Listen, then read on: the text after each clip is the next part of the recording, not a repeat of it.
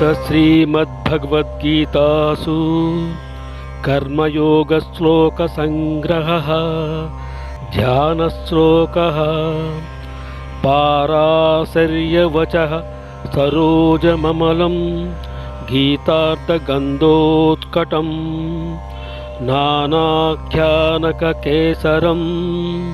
हरिकदा सम्बोधनाबोधितं लोके सज्जनषट्पदैरहरः पेपीयमानं मुदा भूयात् भारतपङ्कजं कलिमलप्रध्वंसिनः श्रेयसे पाराशर्यवचः सरोजममलं गीतार्थगन्धोत्कटं नानाख्यानककेसरं हरिकदा सम्बोधनाबोधितं लोके सज्जनषट्पदैः रहरः पेपीयमानं मुदा भूयात् भारतपङ्कजं कलिमलप्रध्वंसिनं श्रेयसे. May this lotus of the Mahabharata, born in the lake of the words of the son of Parasara Vyasa, sweet with the fragrance of the meaning of Gita, with many stories as its stamens, fully opened by the discourses on Hari, the destroyer of the sins of Kali, and drunk joyously day by day by the bees of good men in the world, become the bestower of good to us. Arjuna Uvacha Jayasi Chet Karmanaste Mata Buddhirjanardhana Tatkim Karmani Ghore Mam Niyojayasi Kesava Jayasi Chet Karmanaste Mata Buddhirjanardhana Tatkim Karmani Ghore Mam Niyojayasi Kesava. Arjuna said, O Janardana, if you consider knowledge superior to action, then why do you ask me to wage this terrible war? Na karmana manarambhat naishkarmyam purushosnute na cha sanyasana deva siddhim samadhigacchati. Na karmana manarambhat naishkaryam purushosnute na cha sanyasana deva siddhim samadhigacchati. One cannot achieve freedom, karmic reactions, by merely obtaining from work, nor can one attain perfection of knowledge by mere physical denunciation. Nahi kachit chanamapi jatu tishtachya karma krutu karyate havasah karma sarvah prakriti jair gunaihi. Nahi kachit chanamapi jatu tishtachya karma krutu karyate havasah karma sarvah prakriti jair gunaihi. There is no one who can remain without action even for a moment. Indeed, all beings are compelled to act by their qualities born by material nature, the three gunas. Karmendriyani samyamya yaste manasa smaran indriyardhan vimudhatma mityacharah savuchyate. Those who restrain the external organs of action while continuing to dwell on sense objects in the mind certainly delude themselves and are to be called hypocrites. Yasvindriyani manasa niyamya rabhate arjuna karmendriyaihi karma yogam asaktaha sa vishishyate. Yasvindriyani manasa niyamya rabhate arjuna karmendriyaihi karma yogam asaktaha sa vishishyate. But those karma yogis who control their knowledge senses with the mind and engage the working senses in working without attachment are certainly superior. Anubandham chayam himsam anapekshasha paurusham mohadarabhyate karma yattattamasamuchyate. Anubandham chayam himsam anapekshasha paurusham mohadarabhyate karma yattattamasamuchyate. That action is declared to be in the mode of ignorance, which is begun out of delusion, without thought to one's own ability and disregarding consequences, loss and injury to others.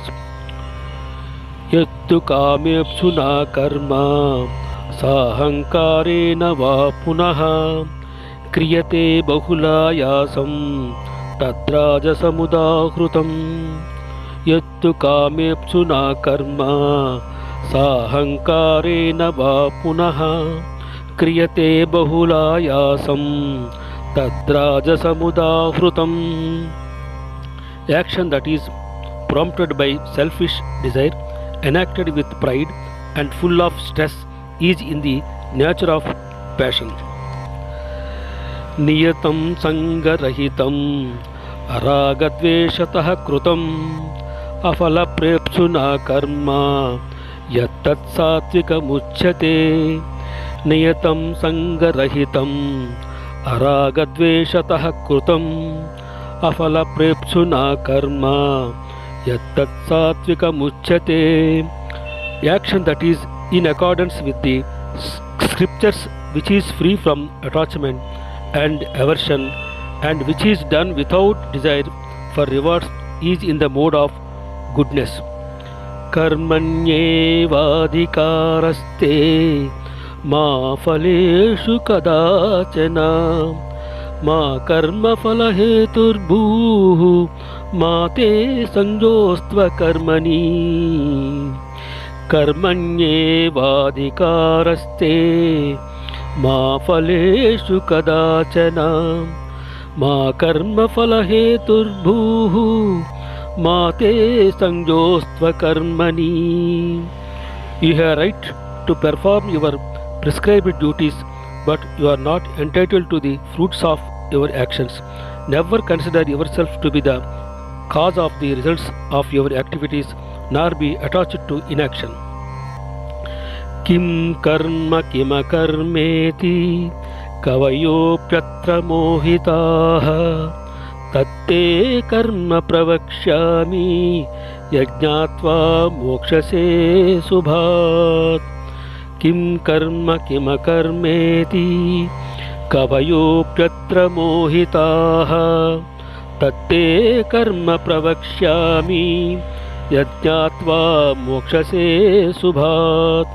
What is action and what is inaction? Even the wise are confused in determining this.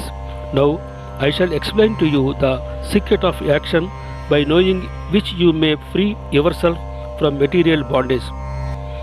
Karmano hyapi bodhavyam bodhavyam cha vikarmanaha akarmanascha bodhavyam gahana karmano gatihi. Karmano hyapi bodhavyam bodhavyam cha vikarmanaha akarmanascha bodhavyam gahana karmano gatihi. You must understand the nature of all three recommended: action, wrong action and inaction. The truth about these is profound and difficult to understand. Yogastaha kuru karmani sangam tyaktva dhananjaya siddhya siddhoha samabhuta samatvam yoga uchyate. Yogastaha kuru karmani sangam tyaktva dhananjaya siddhya siddhoha samo bhutva samatvam yoga uchyate. Be steadfast in the performance of your duty, O Arjun, abandoning attachment to success and failure. Such equanimity is called yoga.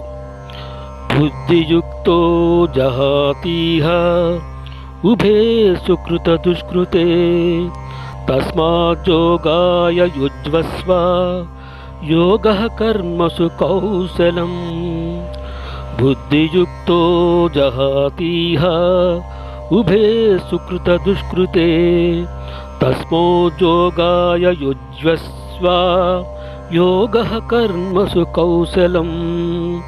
One who prudently practices the science of work without attachment can get rid of both good and bad reactions in this life itself. Therefore, strive for yoga, which is the art of working skillfully in proper consciousness.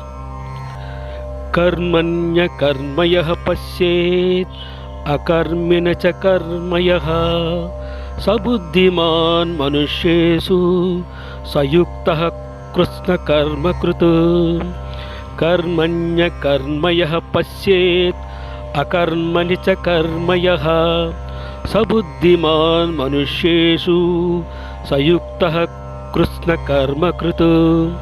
Those who see action in action and inaction in action are truly wise amongst humans. Although performing all kinds of actions, they are yogis and masters of all their actions. त्यक्त्वा कर्मफलासङ्गं नित्यतृप्तो निराश्रयः कर्मण्यभिप्रवृत्तोऽपि नैव किञ्चित् करोति सः. त्यक्त्वा कर्मफलासङ्गं नित्यतृप्तो निराश्रयः कर्मण्यभिप्रवृत्तोऽपि नैव किञ्चित् करोति सः.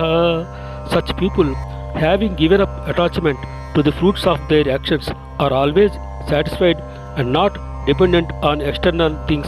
Despite engaging in activities, they do not do anything at all. तस्मादसक्तः सततं कार्यं कर्म समाचर असक्तो ह्याचरन् कर्म परमाप्नोति पूरुषः. तस्मादसक्तः सततं कार्यं कर्म समाचर असक्तो ह्याचरन् कर्म परमाप्नोति पूरुषः. Therefore, giving up attachment, perform actions as a matter of duty, for by working without being attached to the fruits, one attains the supreme. कर्मजं बुद्धियुक्ता हि फलं त्यक्त्वा मनीषिणः जन्मबन्धविनिर्मुक्ताः पदं गच्छन्त्य नामयम्. कर्मजं बुद्धियुक्ता हि फलं त्यक्त्वा मनीषिणः जन्मबन्धविनिर्मुक्ताः पदं गच्छन्त्य नामयम्. The wise endowed with equanimity of intellect abandon attachment to the fruits of actions which bind one to the cycle of life and death. By working in such consciousness, they attain the state beyond all suffering. Apurvamanachalam pratistham samudramapah pravisanti yadvat तद्वत् कामायं प्रविशन्ति सर्वे सशान्तिमाप्नोति न कामकामी. आपूर्वमानमचलप्रतिष्ठं समुद्रमापः प्रविशन्ति यद्वत् तद्वत् कामायं प्रविशन्ति सर्वे सशान्तिमाप्नोति न कामकामी.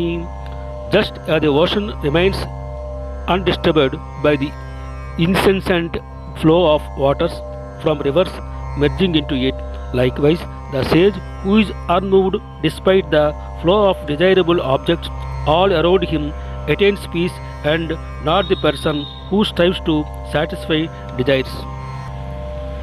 Om Tatsat iti Srimad Bhagavad-gītāsu Upanishadsu Brahma Vidyāyam Yoga Shastre Sri Krishnarjuna Samvade Karma Yoga Shloka Sangraha. Harihi Om Tatsat. Harihi Om Tatsat. Hari ఓం తత్సత్.